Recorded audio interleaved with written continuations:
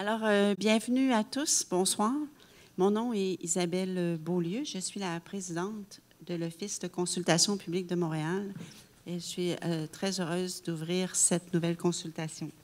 Je prends seulement quelques minutes pour vous souhaiter la bienvenue et pour spécifier qu'à partir de maintenant, à l'Office, on fait tout en salle et web diffusé. C'est pour ça que vous avez des caméras. Donc, depuis 2 ans, nos démarches étaient conçues en ligne seulement. Et nous sommes vraiment heureux de reprendre contact avec les gens en salle. Donc, cette année, nos consultations comme celle-ci sont en formule hybride où chaque étape se déroule en ligne et en présentiel. C'est vraiment pour favoriser la participation du plus grand nombre de personnes. Alors, ce soir, on est ici pour s'informer sur le projet réglementaire qui touche la requalification du 4500 rue Hochelaga. Toute la séance est filmée. Elle est web diffusée et elle restera disponible sur le site web de l'Office. Notre démarche maintenant prévoit une période de 2 semaines pour réfléchir à l'information qu'on va entendre ce soir, lire le projet, visionner à nouveau la séance d'information et formuler nos questions à la Ville et aux promoteurs. Donc, pour compléter ce processus d'information, on sera ici encore pour poser les questions aux promoteurs et à la Ville dans 15 jours. Encore une fois, cette séance-là sera filmée, sera web diffusée et va rester aussi disponible sur le site web de l'Office pour les gens qui voudraient la revoir. Alors, ce soir, c'est Jean-François Thuot qui va présider cette commission. Il vous donnera plus de détails concernant toute la démarche. Mais soyez assurés qu'à l'Office de consultation publique, on conjugue nos savoir-faire en présentiel et en ligne afin vraiment de favoriser la participation publique, afin de limiter la fracture numérique qui parfois va freiner la participation, afin d'assurer la qualité des échanges et l'expression des opinions diverses, afin de permettre au plus grand nombre de personnes de suivre les travaux de la commission, et tout ça pour atteindre un haut niveau de transparence pour nourrir la démocratie montréalaise. Alors, merci beaucoup de votre présence ce soir et je passe la parole à Jean-François Thuot, qui est le président de cette commission. Merci, Madame la Présidente. Bonsoir à tous et à toutes. Je vous souhaite la bienvenue à cette séance d'information sur la requalification du site qui est situé au 4500 rue Hochelaga. Merci évidemment de l'intérêt que vous portez à cette consultation et nous espérons que vous allez y participer en grand nombre aujourd'hui et par la suite. La consultation se déroulera en français, mais toutes les personnes qui voudraient s'exprimer en anglais pourront le faire. This consultation will be conducted in French, but if you wish to ask a question or address the Commission in English, you will be welcome to do so. Je me nomme Jean-François Thuot et je suis commissaire à l'Office de consultation publique de Montréal, l'OCPM, comme on l'appelle. Comme vous l'avez entendu, la présidente de l'Office, Mme Isabelle Beaulieu, m'a confié la présidence de cette commission et j'aimerais souligner également que cette commission est complétée par mon collègue, M. Bruno Bergeron, qui est également commissaire. M. Bergeron et moi-même allons être appuyés dans nos travaux par M. Simon Cloutier-Cyr, qui est ici à ma droite, qui est analyste de la commission. D'abord, quelques mots sur la consultation publique, sur l'OCPM également, pour ceux qui ne le connaissent pas encore. Une consultation publique, ça s'adresse d'abord aux personnes citoyennes qui ont le droit d'être enseignées sur les projets qui sont susceptibles de modifier leur cadre de vie. Ces personnes ont aussi le droit de faire valoir leur opinion et d'éclairer, d'influencer les décisions de nos élus sur un projet comme celui d'aujourd'hui. L'OCPM, qui mène la présente consultation, est une entité distincte et indépendante de la Ville, c'est important de le noter. Les consultations que nous tenons n'ont pas pour objet de faire la promotion d'un projet ou encore de faire valoir une vision particulière. Les commissaires ne sont ni des élus ni des fonctionnaires et nous nous engageons à respecter un code de déontologie, un devoir de réserve. Vous pouvez d'ailleurs en prendre connaissance sur le site Internet de l'OCPM, le mandat de l'Office, le code de déontologie des commissaires, tout ça, c'est accessible en ligne, bien évidemment. Comme l'a mentionné Madame la Présidente, la crise sanitaire nous a permis de développer des outils pour participer à distance tout en restant accessible.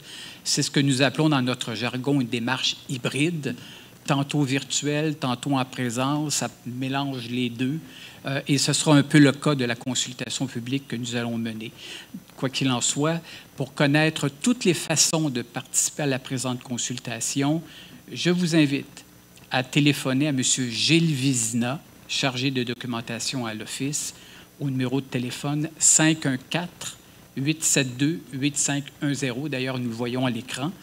Ou encore à visiter la page web de la consultation. Donc, retenez bien ce numéro de téléphone, c'est important pour vous. Maintenant, passons à l'objet de la présentation de ce soir. Le Conseil municipal de la Ville de Montréal a mandaté l'OCPM pour tenir une consultation sur un projet qui vise à requalifier le site du 4500 rue Hochelaga. Cette démarche est hybride, comme je l'ai mentionné. Nous allons respecter les consignes gouvernementales en vigueur, puisque nous sommes encore dans une période de tourmente sanitaire, même si elle a été atténuée. Mais en même temps, nous allons garantir l'accès aux informations. Nous allons vous permettre, évidemment, de poser toutes les questions et nous allons favoriser l'expression de tous les points de vue dans le cadre de cette démarche, à la fois en présentiel et en virtuel. La première étape de la consultation, et c'est un peu l'objet de ce soir, c'est de vous informer sur l'objet de la consultation, tout en rendant disponible toute l'information requise pour vous permettre de bien le saisir. Cette étape va donc débuter ce soir avec la présentation du projet et nous avons avec nous ce soir, à ma gauche et à ma droite, les personnes qui représentent tantôt l'arrondissement, tantôt le promoteur, qui vont venir vous présenter plus en détail le projet. Cette présentation est web-diffusée, comme nous vous l'avons annoncé, et la documentation qui est présentée ce soir est accessible dès maintenant et le sera en tout temps sur le site web de l'Office. Par la suite, pour compléter l'étape de ce soir, qui est une étape d'information, il y aura jeudi, le 16 juin prochain, donc dans 2 semaines très exactement, une soirée de questions-réponses. Donc, information ce soir, questions-réponses de votre part dans 2 semaines, ici même, je crois bien. Et donc, vous allez être invité à poser les questions aux représentants de l'arrondissement et du promoteur. Cette fois, vous pourrez le faire d'ailleurs en personne, ici, ou encore par téléphone, en direct via une tribune téléphonique pour ceux ou celles qui désirent participer depuis la maison. La séquence sera également web-diffusée.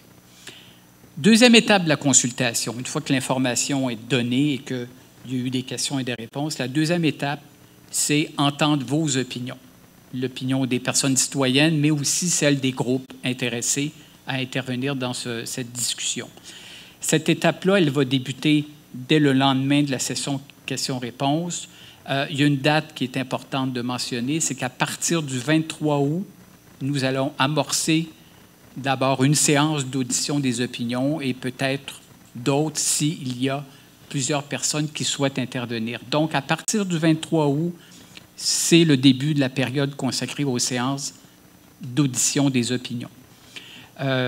Pour des informations détaillées sur ce que je viens de vous mentionner, sur les principales étapes de la consultation, je vous prie à nouveau de vous rendre sur la page web de la consultation ou encore à téléphoner à M. Gilles Vizina, 514-872-8510, et tout est accessible également sur Internet.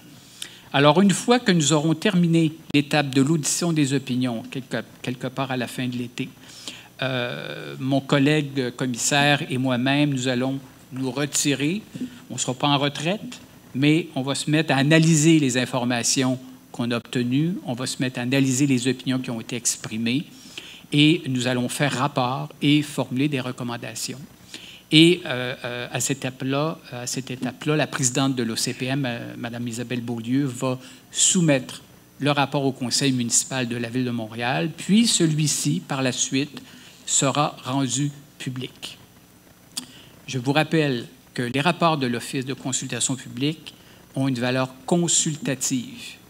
Nous ne prenons pas les décisions appartiennent à nos élus.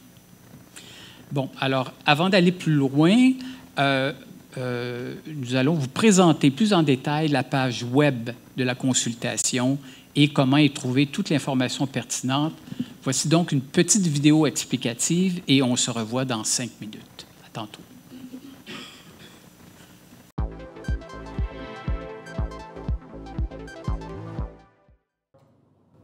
Pour toutes les consultations publiques, l'OCPM met à disposition de la population une page web dédiée sur laquelle se retrouvent toute la documentation et toutes les informations nécessaires à une bonne participation.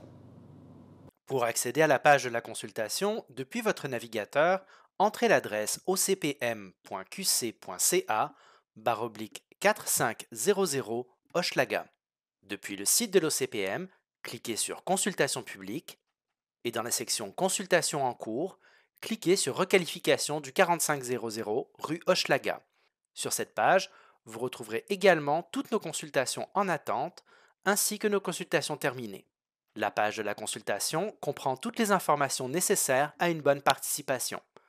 Vous y retrouverez une brève description du projet, l'ensemble de la démarche, des explications détaillées de la nouvelle démarche de consultation, quelques documents pour commencer, ainsi que la composition de la commission. L'OCPM rend public tous les documents soumis à la commission. Pour accéder à la liste complète des documents, dans la section « Quelques documents pour commencer », cliquez sur le bouton « Dossier de documentation complet ». Dans le cadre de cette consultation, nous souhaitons attirer votre attention sur un document en particulier. Dans la section « Documentation déposée par le promoteur », au document 3.1, vous retrouverez la présentation du projet. La liste de documentation est régulièrement mise à jour. Nous vous invitons à y revenir de temps en temps pour découvrir de nouveaux documents. La prochaine étape de cette consultation aura lieu le 16 juin prochain à 19 h lors de la séance de questions et réponses. Vous aurez l'occasion de poser vos questions au promoteur ainsi qu'aux représentants de la Ville. Nous vous offrons l'occasion de poser vos questions en salle ou par téléphone lors de la séance web diffusée. Le numéro de téléphone de la tribune téléphonique s'affichera alors à l'écran. Pour toute autre information ou pour poser des questions sur la démarche ou sur le projet en consultation, vous pouvez toujours rejoindre l'équipe de l'Office au 514-872-8510 ou en nous contactant via le formulaire sur notre site web.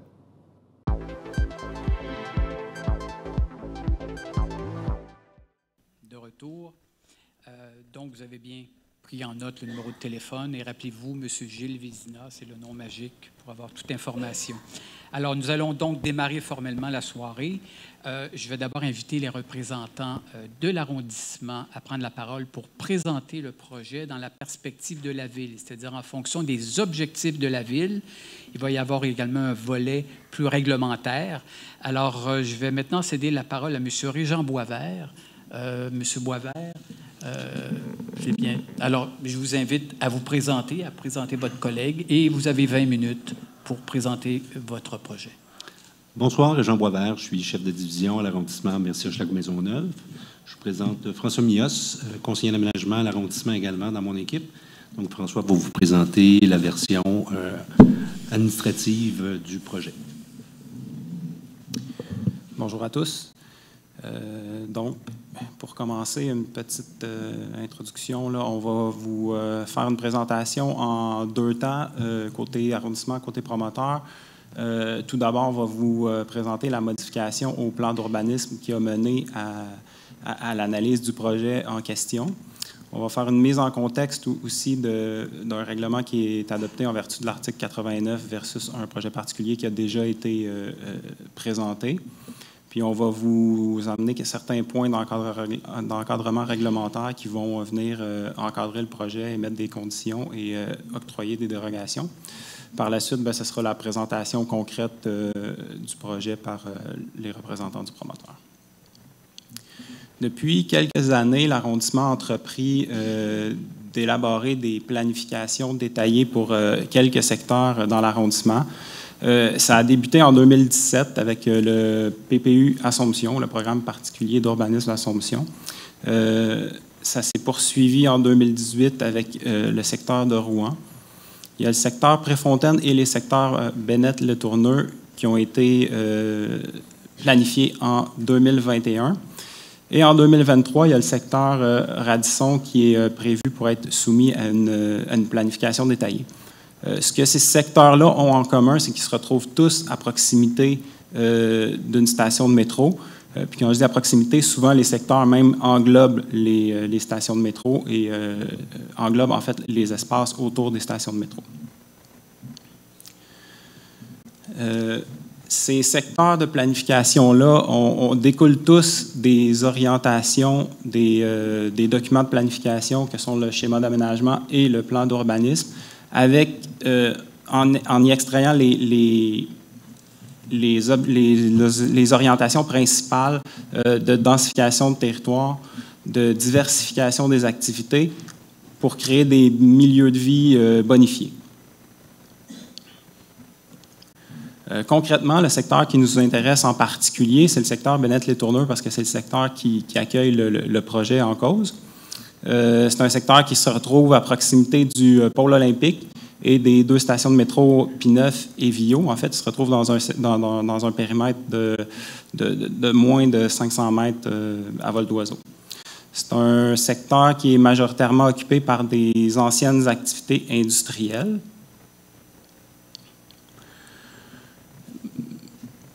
Il y a un diagnostic qui est ressorti à l'étude du secteur, un diagnostic clair qui est ressorti, à savoir qu'on était dans un cas où on était dans un cas d'activité déstructurée.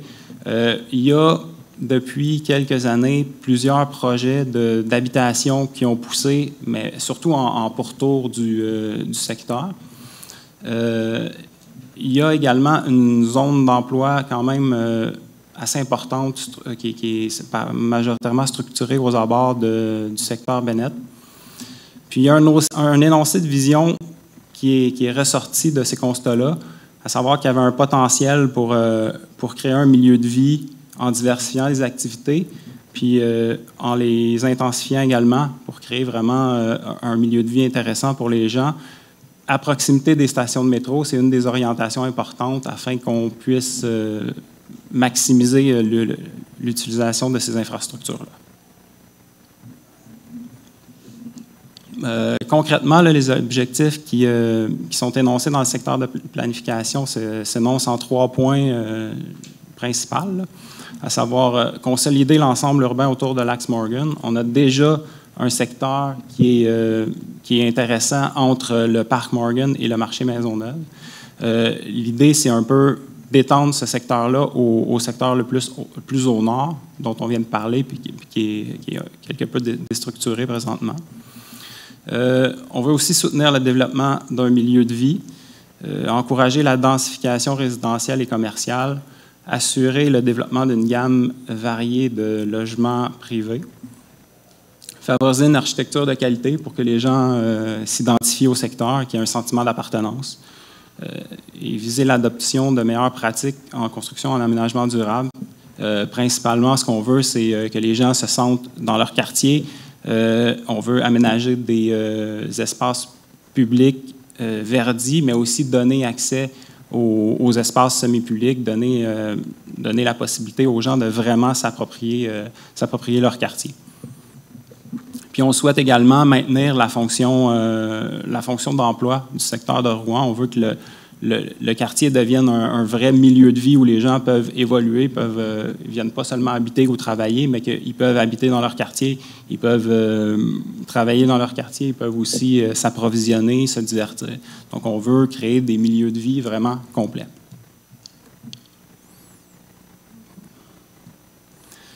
Concrètement, la première intervention qui est faite c'est une modification au plan d'urbanisme. Donc, on voit le secteur. Dans le large secteur qui existait déjà, le secteur de densité, il y a une nouvelle zone qui est créée, la zone 14-19, afin d'augmenter les hauteurs autorisées pour favoriser la densification. Donc, faire passer les hauteurs de 4 étages à 10 étages autorisés. Ça, c'est une modification au plan d'urbanisme. Donc, ça ne veut pas dire nécessairement que les projets à 10 étages sont de plein droit, mais doivent passer par un processus d'approbation particulière, que ce soit le projet particulier ou un processus de règlement adopté en vertu de l'article 89 de la Charte, comme on est dans le cas présent. Le contexte de la demande, bien, je vous parlais de la modification au plan là, qui a été adoptée en août 2021. Parallèlement à ça, il y avait une demande de projet particulier qui avait été déposée au conseil d'arrondissement dans le cadre d'un processus qui est prévu par la loi sur l'aménagement et l'urbanisme. Il y a eu une demande d'approbation référendaire qui a été déposée. Donc, un nombre suffisant de citoyens a signé un registre pour procéder à une demande d'approbation référendaire. Face à ça, l'arrondissement a décidé de retirer le projet et de mandater l'administration pour qu'on planche sur un projet révisé qui serait présenté au conseil municipal dans le cadre d'une adoption en vertu de l'article 89 de la Charte de la Ville de Montréal qui prévoit des consultations publiques plus larges avec un processus plus étayé là, de consultation. Donc, il y a eu des modifications au projet qui vont vous être présentées plus tard par le promoteur. Le projet a été révisé, dans le fond, en fonction des commentaires des consultations publiques. Puis, il y a eu un avis favorable du comité Jacques Vigée. Le comité Jacques Vigée, c'est le comité consultatif en ce qui regarde les questions d'urbanisme pour le conseil municipal. Donc, du côté des dérogations qui sont octroyées là, pour ce projet-là, qui sont prévues pour le projet, il y a principalement la hauteur des bâtiments qui est à 10 étages. Comme vous allez le voir, c'est une hauteur maximale de 10 étages. Ce n'est pas 10 étages sur tout le site. On déroge aussi à la notion de cour avant pour permettre des activités dans des parties qui sont, du point de vue réglementaire, considérées comme des cours avant, mais qui sont en fait plus reculées par rapport au niveau de la rue, comme il y a des cafés-terrasses qui sont prévus, des cours de garderie. Il y a des dépassements au toit aussi qui sont autorisés pour permettre des serres sur le toit d'une épicerie, entre autres. Il y a une dérogation à la marge latérale du côté du parc. Il y a un parc, vous allez le voir, là, qui va être cédé à la ville. Un 10 % de la superficie totale du terrain qui va être cédé à la ville. Et de ce côté-là, la marge latérale est réduite parce que on est ouvert sur le parc. Il y a des dérogations aux usages, dans le fond, les activités là, qui sont octroyées pour permettre notamment l'implantation d'une épicerie plus grande que ce que la réglementation le permet. On est limité à 1000 m² alors que l'épicerie va tourner autour de 4000 m². Il y a des conditions aussi qui sont liées à la réalisation de ce projet-là, dont la réalisation d'un projet d'habitation sociale et d'un volet de logement abordable. On parle d'une 50aine de logements abordables qui vont être créés d'environ 140 habitations sociales. La cession d'un terrain, comme je vous disais, qui va être cédé à la ville pour aménager un parc qui va être aménagé par la ville. La cession d'une servitude, il y a un lien piéton qui va être créé. Là, vous allez le voir dans le projet, il y a un lien piéton qui est créé. Et ce lien piéton-là ne sera pas public, à proprement dit, parce qu'il ne sera pas cédé à la ville, mais il va faire l'objet d'une cession pour que les citoyens puissent y avoir accès, puissent cheminer au travers du site. Et finalement, il y a une approbation finale qui est prévu parce qu'on n'est pas dans le cadre d'un projet dont les plans sont terminés. Il va y avoir le dépôt d'une demande de permis pour chacune des phases que vous allez voir. Mais à chacune des phases, le conseil d'arrondissement va devoir donner son aval à l'octroi du permis afin de s'assurer que les paramètres qui sont inclus dans le règlement sont respectés. Donc voilà, je vais céder la parole au... Merci, M. Méos. Merci, M. Boisvert. Alors, nous allons maintenant entendre les personnes représentantes, le promoteur, en commençant par M. Saint-Onge. C'est bien ça. Alors, je vous laisse présenter votre équipe Et vous aurez 20 minutes également pour présenter le projet, cette fois dans ses dimensions plus urbaines et architecturales. Tout à fait. Bien, bonsoir tout le monde. C'est vraiment un plaisir de vous voir en si grand nombre et en présentiel. Je me présente, je m'appelle Jean-François Saint-Onge, je suis architecte et représentant du consortium Edifica ad hoc Architectes. Et je vais présenter ma collègue ici, Catherine Juteau, directrice au niveau du promoteur, et Danny Tremblay, qui est urbaniste et consultant pour le projet de Canoë, que je vais vous présenter dès maintenant. Donc, on va débuter en fait avec l'approche qui a été mise de l'avant sous différents angles. Le premier, en fait, peut-être un court rappel des différentes démarches qui ont été mises en place depuis le début. Juste au début, là, en mars, au début de la COVID, il y a eu une annonce d'un concours privé. Ils ont invité des firmes d'architecture à déposer un projet. On a déposé un projet. On a été le projet qui était le plus intéressant aux yeux du promoteur. À partir de ce moment-là, on a débuté dès lors les collaborations avec l'arrondissement pour pouvoir bonifier le projet, entendre les considérations municipales et pouvoir bonifier le projet. Ce qui nous a emmené en mars. Dès en octobre, on a débuté des démarches de concertation sociale. On a eu des consultations, un peu comme on fait ce soir, mais en mode virtuel. Il y avait environ 200 personnes, là, je pense, à ces soirées-là. Beaucoup de monde, des ateliers de création. Après, on est allé au comité Jacques Vigée en ayant un avis favorable. Et puis là, après, s'est déroulé le processus que François nous a expliqué tantôt avec les 71 signatures qui ont été obtenues. Et préalablement aussi à cette signature-là, on avait passé une semaine sur le site pour ceux qui habitaient dans le secteur, sont venus nous rencontrer, puis tous les soirs, on répondait à des questions, puis on informait. C'était vraiment important dans le processus. Et en décembre dernier, on a fait une dernière présentation au comité Jacques Vigée, en incluant, bien entendu, les différentes modifications suite à la demande de référendum. Et on est aujourd'hui en consultation publique pour vous présenter, encore une fois, un projet modifié suite aux dernières recommandations du comité Jacques Vigée. Donc, une de nos approches, c'était vraiment l'inclusivité et la durabilité du projet. Et pour nous, la question de l'inclusivité, on l'a vu dans l'espace public. Et c'est pour ça que vous allez voir tout au long du projet, il y a énormément d'emphase qui a été mis de l'avant sur les places publiques, qu'on veut ouvert sur la collectivité. Puis pour nous, il n'y a rien de plus démocratique ou plus inclusif que l'espace public parce qu'elle appartient à tous. Donc, c'est ce que représente ce petit schéma-là. Et l'idée, c'est d'inclure aussi différents types de clientèle parce qu'on veut un projet mixte. Pas simplement au niveau des fonctions, mais également au niveau de la clientèle qui va venir habiter. Lorsqu'on a débuté le projet, c'est bien évident qu'on a marché le site, on est venu à plusieurs reprises. On s'est rapidement rendu compte que, dans le fond, il y avait la ville du 15 minutes, du quart d'heure, était vraiment présente. Donc, c'est vraiment facile dans Hochelaga-Maisonneuve de pouvoir faire son épicerie, de pouvoir marcher, avoir ses services, garderies, etc. Et on s'est inspiré de tout ça pour venir en faire un milieu de vie de forte qualité où on retrouverait d'ailleurs une épicerie pour répondre aux déserts alimentaires du secteur, mais aussi une pharmacie. On propose aussi 100 places de stationnement, 100 places de garderie, excusez-moi, puis environ 930 unités qui seront situées en moins de 500 mètres de 2 stations de métro. Et aussi, on a entendu aussi le besoin criant au niveau du logement social. On propose 140 logements sociaux et 51 logements abordables sur 20 ans. Et sur l'ensemble, il y aura 79 logements qui seront familiaux parmi ces 190 unités. C'est un projet également qui est vraiment basé sur la culture. On va le voir plus précisément tantôt, mais on est venu créer une diagonale qui est un axe piéton de 200 mètres qui s'enracine vraiment dans un caractère très culturel avec plusieurs sculptures art public qui vont pouvoir être dispersées le long de cette promenade-là.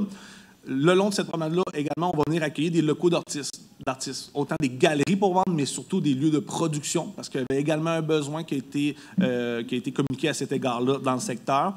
Et au niveau de la durabilité ou nos enjeux environnementaux, bien, comme vous le savez, c'est un terrain qui actuellement qui ne possède aucun arbre ou très peu, là, je pense qu'il y en a comme 6, peut-être en bordure. On en propose d'en planter 160 avec plus de 2000 mètres d'espace de parc à même le site.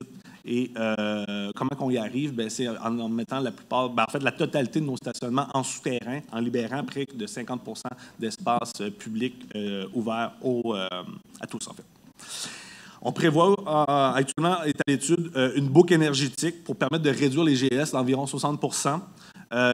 Il y a beaucoup de stationnements à vélo, plus qu'un par appartement. On prévoit des surfaces perméables, une valorisation d'un terrain qui est contaminé, puis qui seront électriques. Et aussi l'ajout d'autopartage. Donc, voilà, au niveau du concept urbain, en fait, on voit le site ici qu'on voit au niveau de l'îlot Bennett-et-Tourneux. En périphérie, on voyait qu'il y avait comme 3 grands caractères qui étaient vraiment importants. Soit sur Rouen, un pôle d'emploi, mais sur Bennett, un caractère qui était résidentiel, qui était omniprésent puis très, très fort. Puis ça, on va vouloir vraiment le mettre de l'avant. Et au niveau de l'axe Morgan, un caractère plutôt de l'ordre de l'institution, avec notamment, justement, l'ancien marché Maisonneuve qu'on retrouve aujourd'hui. Donc, lorsqu'on a débuté sur un si gros lot, l'un des premiers gestes qu'on a fait, c'est de venir créer davantage de liens pour qu'ils soient davantage accueillants puis créer des liens urbains. Est en ouest et nord au sud. Je vais passer très rapidement, mais essentiellement Bennett, qui va devenir un axe actif ou qui a déjà une planification d'une nouvelle piste cyclable. Un axe diagonal ici qui est sur notre site, qui est l'axe culturel, et l'axe ici biophilique, qui est le parc qu'on va céder à la ville pour venir connecter tous les espaces verts qu'on retrouve plutôt au sud.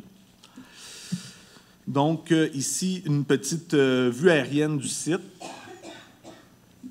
On voit bien que c'était vraiment un grand îlot de chaleur avec très peu de verdure. Et une fois le projet projeté ici sur le site, donc on voit le parc linéaire qu'on va céder à la ville pour venir connecter l'ensemble des espaces verts, la rue piétonne en diagonale qui va devenir vraiment le cœur dynamique du projet, et l'interface d'Hochelaga et puis de Bennett. Et le site de la nouvelle école et l'ancienne école Eulalie du Rocher. Donc, comment on est venu comme sculpter le site? Notre première stratégie, c'était de l'aérer un peu. Donc, la première chose qu'on a faite, c'est vraiment de céder 10 % de notre terrain à titre d'un parc qui est cédé à la ville, ce qui nous permet d'établir une zone tampon aussi entre notre pôle mixte et le pôle institutionnel qu'on retrouve avec les 2 écoles. Après ça, on est venu créer une diagonale, en fait, pour créer un axe afin de consolider l'expérience urbaine au cœur de l'îlot pour vraiment favoriser les échanges entre les résidents, mais aussi le voisinage. Donc, voilà. Après, une fois qu'on ce lieu-là, on veut le partager. Donc, en fait, on vient créer de la perméabilité urbaine. Depuis Bennett, on invite la ville à rentrer à l'intérieur, puis on invite aussi le parc, ce qui va créer une genre de séquence au niveau de l'axe diagonal entre urbain et nature. Donc, ça nous permet d'ouvrir notre site au reste de la collectivité. Après ça permet également de créer différents types de cours intérieurs qui vont permettre de créer des endroits qui sont protégés, des endroits qui sont appropriables par les résidents qui vont habiter, bien entendu, le projet Canoë. L'avant-dernière stratégie, c'est celle du bijou. En fait, c'est que le long de cette diagonale-là, on est venu parsemer différents éléments au bénéfice de la collectivité, dont le premier, sur le coin de Bennett, c'est une grande place publique, largement verdie avec plein d'arbres en pleine terre. Après, on se retrouve avec un genre de programme d'artisans où, en fait, des gens qui habitent et vont pouvoir aussi créer du commerce pour activer ces lieux-là. Ici, on a une cour ludique pour les enfants, pour les familles, parce que c'est vraiment important pour le projet. Et on termine sur Hochelaga avec une salle communautaire qui va être offerte à l'ensemble de la collectivité pour en faire un lieu d'échange, d'exposition, de conférences, etc. Et dernière stratégie, c'est l'hétérogénéité. Parce que qu'est-ce qu'on voit, puis je pense que vous êtes tous des gens de Hochelaga Maisonneuve, on a vraiment un beau tissu urbain qui est travaillé vraiment morceau par morceau. On a tous des plex ou des projets qui sont très variés. Puis nous, on avait vraiment le souhait d'arriver avec un projet, pas un projet homogène qu'on va distribuer, qu'on va prendre l'entièreté du site, mais on voulait travailler de façon très fine, très granulaire, pour vraiment exprimer une ville construite sur la ville, morceau par morceau, comme on voit dans nos quartiers centraux, un plex a été construit après un autre plex. Donc, d'avoir ce sentiment d'une ville organique construite, un peu comme les images qu'on voit ci-dessous. Et pour ce faire, encore là, on s'est inspiré de l'architecture du quartier.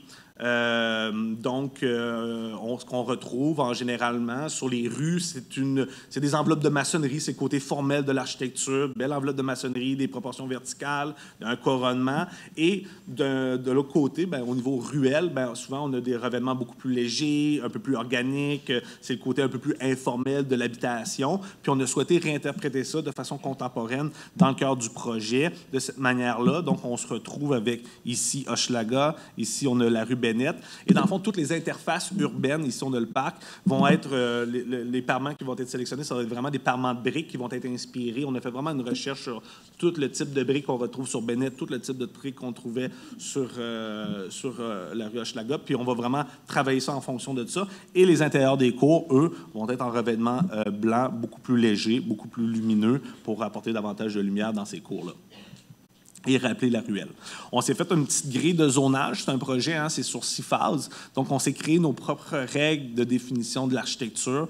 Donc, on voit ici comment ça se lit. C'est Hochelaga, Bennett, Parc et l'allée des artistes, ce qui est nos 4 interfaces. Et là, ici, on montre le niveau d'auteur qui vont être permis, par exemple, par rapport à une rue, par rapport à une autre. Le type, à quel moment qu'on va venir découper une phase en différentes longueurs de façade pour créer cette organicité-là ou ce caractère très hétérogène. Le type de matériaux, la couleur, les interfaces urbaines. On a même prévu le type d'ouverture qu'on allait mettre sur les différents axes et espaces privatifs. Donc, au niveau de la vision 2022. Donc, ici, au niveau, on commence avec un plan d'architecture du paysage. Ce qu'on voit, c'est justement l'allée des artistes qu'on retrouve au centre, avec à l'entrée un secteur plaza communautaire qu'on appelle le seuil Bennett. C'est là qu'on va retrouver un petit bistrot, une plantation d'arbres en pleine terre, donc vraiment des bancs pour s'asseoir. C'est vraiment un espace qui va être invitant. Au niveau du secteur plaza culturel, l'ouverture sur Hochelaga, elle, c'est vraiment davantage la culture en synergie avec la place communautaire, la salle communautaire. On retrouve 2 cours surélevés pour une appropriation peut-être un peu plus résidentielle, mais en contrepartie, au niveau ici de la cour, on a une cour ludique qui va venir être attachée, bien entendu, avec la garderie, mais aussi il va y avoir des espaces qui vont être utilisables pour le soir et les week-ends pour l'ensemble de la collectivité. C'est vraiment le pôle familial au cœur du projet, protégé également. Une cour boisée et un espace, en fait, ici gazonné le long des logements communautaires. Donc, différents types d'ambiances qu'on va retrouver. Et un petit jardin thématique ici. Pour célébrer la biodiversité, on veut avoir de l'apiculture, peut-être même des poules, de l'agriculture urbaine pour sensibiliser et éduquer les résidents là, de notre projet aux enjeux qu'on doit faire face dans le futur. Et le fameux parc qu'on va céder à la ville plus bas, qui va faire partie intégrante aussi du projet. Donc, le site se divise en 3 tenures, si on peut dire. Il y a 70 % du site qui sert à usage mixte, qui sera défini comme du logement locatif, condominium, mais aussi des espaces commerciaux. On a 20 % du site qui est dédié à une coopérative d'habitation. C'est vraiment le terrain le plus simple à développer parce qu'on voulait, avec les budgets qu'ils peuvent avoir, de développer le maximum de logements qu'ils pourraient. Et ici, on a le 10 % de parc. Donc, ici, une perspective qui illustre justement ce parc qui va être rétrocédé. C'est un axe biophilique qui est longitudinal puis qui aborde le projet puis qui contribue de manière significative à la qualité de vie des futurs résidents du complexe, mais aussi de l'ensemble des gens d'Hochelaga-Maisonneuve, qui va nous permettre de partir de l'axe Morgan, du parc Morgan plutôt, puis de monter tout le long jusqu'à pratiquement à terme au stade olympique via des espaces verts.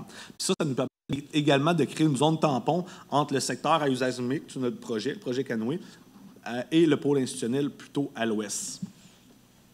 Une chose aussi, peut-être que je peux remarquer, c'est très rare qu'un promoteur immobilier va donner un terrain. Généralement, il va payer des frais de parc. Pour nous, il y avait quelque chose de beaucoup plus concret de donner un parc plutôt que de payer des frais de parc. Donc, c'est assez unique à cet égard-là. Au niveau de la proposition commerciale, Au niveau du rez-de-chaussée, on va l'appeler le volet S. Là. On prévoit en premier lieu une épicerie, ça c'est la première phase, une pharmacie avec 2 espaces bistrot, café qui va venir animer, bien entendu, notre allée diagonale. Lors de la deuxième phase, ici, on vient prévoir une garderie pour 100 places qui va être en forte relation avec l'espace ludique et des bistrots, cafés pour venir activer encore une fois l'espace public. Au niveau du volet ouest, en fait, du site, on se retrouve avec l'espace communautaire dédié, ici, avec des grands gradins qui vont permettre différents types d'événements. On conserve un gym parce qu'il y en avait déjà un, il y avait une belle clientèle, on veut maintenir ça. On a tout ça ici. Le numéro 3, c'est l'espace qui est dédié aux artistes, un lieu de production, mais aussi des galeries qui vont venir animer l'espace central. Puis bien sûr, l'idée aussi, c'est que ces artistes-là contribuent aussi à l'animation des lieux. On sait que qu'est-ce qu'ils peuvent faire.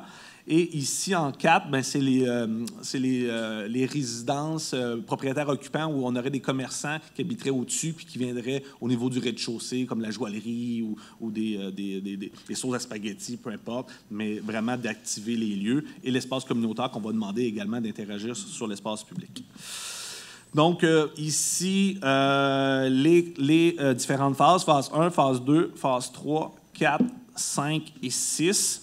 Les différentes tonalités de bleu expriment les différentes hauteurs en étages. Le bleu foncé représente les 10 étages et ici les 4 et 5 étages. Donc, on voit que toute la portion, la plus forte densification se fait à l'ouest de l'axe diagonal, devant le parc, alors que sur la rue Bennett, on va se retrouver, comme la prochaine perspective va le montrer, vraiment dans une dimension vraiment relative avec ce qui est construit sur Bennett actuellement.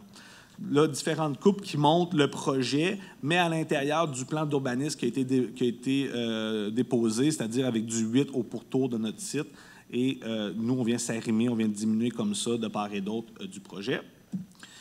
Donc, ça, c'est la perspective que je voulais vous montrer. Donc, ça, on est sur la rue Bennett. Et là, ce qu'on voit, finalement, c'est que vraiment, le 5 étages en béton, avec des rez-de-chaussée au même niveau que la rue, on arrive à quelques, je pense, c'est 1 pied ou 2 pieds près de la hauteur du bâtiment en bois qu'on retrouve en face. Et c'est vraiment à l'arrière, ici, sur notre propre terrain, qui va faire de l'ombre sur nos propres bâtiments, où qu'on vient créer davantage de densité. Donc, ce geste-là de réduire ici nous permet de mettre en valeur, en fait, et de préserver, de mettre en valeur les vues vers le stade olympique. Puis, on peut peut-être observer également que plusieurs éléments caractéristiques typiques résidentiels d'Hochelaga ont été repris, c'est-à-dire des balcons en saillie, l'utilisation de la brique en argile, des fenêtres verticales en proportion verticale, des jeux de maçonnerie au niveau au-dessus des fenêtres, différents éléments architecturaux comme ça qui vont être intégrés. Et une perspective au cœur du projet, là, on se retrouve directement sur l'allée des artistes, au cœur, avec l'espace ludique ici, la garderie qu'on voit là, donc un lieu vraiment de vie où que le piéton vraiment a la primauté. C'est la création, on prévoit la création de différentes placettes avec différentes natures, différentes utilisations, pour vraiment que ça devienne un lieu hyper dynamique. Et ici, on a une perspective depuis Hochelaga. Et en fait, ici, ce qu'on voulait montrer, c'était que par la configuration en fait, de l'artère et son rôle de desserte artérielle, la rue Hochelaga offre à notre avis, une meilleure situation de densification que le reste du secteur. Et c'est pour ça qu'on est venu établir nos plus grandes phases sur Hochelaga, devant le parc. Et ce parc-là devient un espace, justement, tampon qui permet, justement, de pouvoir accueillir ce type de densité-là. Et un élément qui a été aussi modifié au courant des différentes rencontres, c'est qu'on est venu reculer aussi de façon substantielle le projet, la phase 1 et la phase 6, pour permettre une marge avant, pour permettre de poursuivre le couvert végétal tout le long de la rue Hochelaga jusqu'à l'école Eulalie du Rocher. Et finalement, le pôle, l'espace multifonctionnel qui est offert à la collectivité vient en fait confirmer en fait, le rôle très ouvert et public de l'allée des artistes. Donc, on a préparé une petite vidéo. Ça va vous permettre de bien vous situer.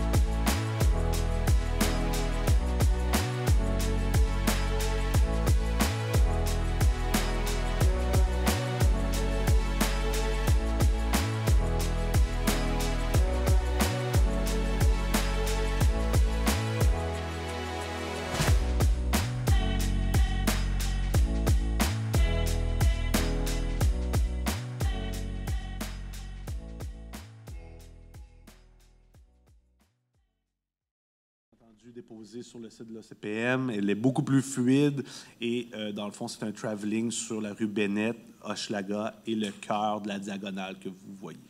Voilà. Et merci beaucoup. Merci, M. Saint-Onge. Avant de conclure, commissaire Bergeron et moi-même, nous aurions peut-être un ou deux points que nous souhaitions éclaircir juste pour le bénéfice de l'Assemblée. Je vais d'abord céder la parole à M. Bergeron. Bonsoir à tous. Ma première question s'adresse à l'arrondissement. C'est que quand vous avez présenté la modification au plan d'urbanisme, c'est-à-dire que le secteur s'adressait à un terrain plus vaste que le projet qui nous est présenté ce soir. Alors, en quoi la nouvelle réglementation qui est proposée influera aussi sur les terrains limitrophes? Comme il y a une usine qui est immédiatement à l'arrière, là, donc est-ce que c'est un projet qui est annoncé? Est-ce que c'est quelque chose qui risque de voir le jour? Non, ce n'est pas un projet qui est annoncé, c'est simplement pour énoncer une vision d'ensemble du secteur, là, pour avoir une certaine uniformité dans les hauteurs, notamment les hauteurs, là, parce que c'est les hauteurs que la modification vise principalement. Donc, on comprend que s'il y a des projets sur ces terrains-là, ils devront refaire le même processus qu'aujourd'hui? Oui, parce qu'actuellement, il n'y a pas de... le même processus qu'aujourd'hui, soit par un article 89, un règlement en vertu de l'article 89 de la Charte, ou un projet particulier qui est adopté en arrondissement, mais certainement, là, il n'y a pas de modification au règlement du zonage encore qui est effective. Donc, il y aura un processus d'autorisation particulière qui aura été octroyé pour un projet de cette envergure-là. Merci. Ma deuxième question s'adresse au promoteur. C'est que vous avez parlé du verdissement, puis, disons, la proportion de... Oh. On va changer de micro. On s'excuse de ce contretemps. Est-ce que vous aviez compris ma première question? Oui, ça va. Surtout la réponse, c'était intéressant. Ma question s'adresse au promoteur, concerne, disons, la question du verdissement. Vous avez une portion qui est au sol, puis une portion de verdissement qui est sur le toit d'immeuble. Est-ce que vous voudriez clarifier cet aspect-là, s'il vous plaît? Oui. Est-ce que j'ai accès à représenter? Peut-être que ça serait plus facile, là, si vous me permettez. Donc, ici, ça, on s'entend, c'est le terrain qui est cédé, ça, c'est de la pleine terre. Les deux entrées seront en pleine terre. Et ici, ça, c'est nos deux toitures sur lesquelles, en fait, on aurait un verdissement, mais qui serait sur toiture, donc des toits verts. Communément. Et aussi, on prévoit des toits sur, en fait, des toits verts pas mal distribués sur une grosse partie du site. Donc, différents types de toitures, des plus extensifs. Ça veut dire qu'ils nous permettent de planter des plus gros arbustes, voire des petits arbres comme des amélanchiers, des choses comme ça. Sur le toit, ici, ça va être plutôt extensif, donc toit vert, graminées, sébum, tout ça. Et voilà. Est-ce que j'ai répondu à votre... Puis pour la portion qui est plus à gauche sur le plan, c'est-à-dire à droite sur le plan, il y a un triangle puis un carré, c'est la même chose? Ouais. Ça ici? S'il vous plaît, oui. Oui, donc ça ici, ça sera du verdissement qui est sur la dalle du stationnement. Ça va être extensif. Ça nous permet quand même de planter des arbres à petit, voire moyen déploiement. Donc voilà. Au niveau de ça. Merci, M. Bergeron. Merci, M. Saint-Onge. À mon tour, j'aurais peut-être deux questions de clarification. La première s'adressait aux représentants de l'arrondissement. Vous avez dit à la fin de votre présentation, et je pense que c'est la dernière diapo, à la toute fin, il y aura l'émission non pas d'un permis, mais de plusieurs permis en fonction des phases. C'est bien comme ça que je le comprends, et on parle bien des phases qui ont été présentées par le promoteur. Donc, pour chacune des phases, il y a l'émission d'un permis.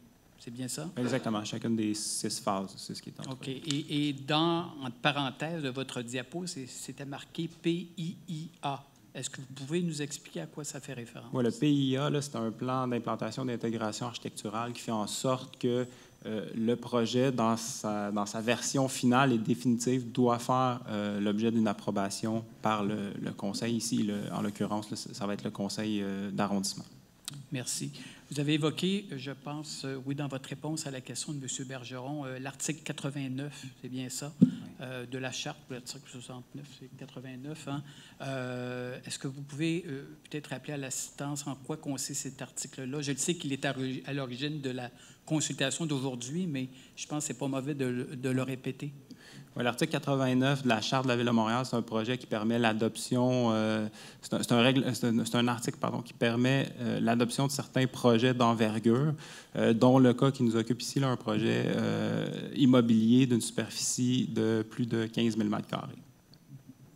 Et entre autres choses, là c'est le cas qui nous occupe, mais des projets, par exemple, d'université ou d'aéroport peuvent être aussi adoptés par le conseil de ville en vertu de cet article-là. Merci. Je n'ai plus de questions. M. Bergeron? Très bien.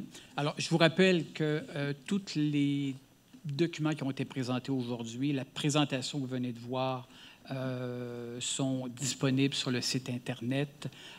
Nous espérons que cette soirée vous a permis d'en apprendre davantage sur cette consultation et que vous serez nombreux à y participer. Je vous rappelle notre rendez-vous du 16 juin prochain, dans 2 semaines, pour la soirée de questions-réponses, en personne ou via la tribune téléphonique.